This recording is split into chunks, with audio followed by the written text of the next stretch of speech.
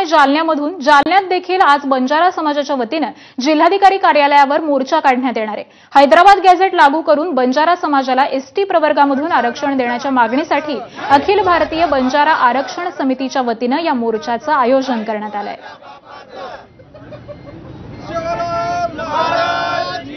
जालन्यामध्ये बंजारा समाजाच्या या विशाल अशा मोर्चाला आता सुरुवात झालेली आहे।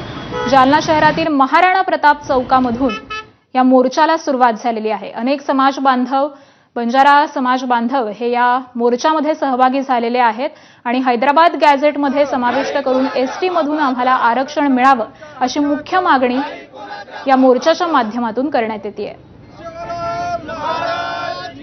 बंजारा समाज हा एसटी प्रवर्गात येतो अशी स्पष्ट नोंद आहे। त्या मागणीच्या अनुषंगाने जालना जिल्ह्यामधील सकल बंजारा समाज, संपूर्ण बंजारा समाज नाही तर लगतच्या जिल्ह्यातील पण बहुतांश बंजारा समाज उद्याच्या या भव्य दिव्य अशा मोर्चाला येणार आहे।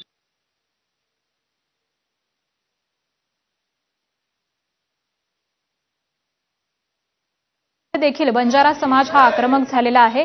बंजारा समाजाच्या वतीने विशाल अशा मोर्चाचं आज जालन्यामध्ये आयोजन करण्यात आलेलं आहे आणि महाराणा चौकामधून या मोर्चाला अगदी काहीच वेळामध्ये सुरुवात झालेली आहे।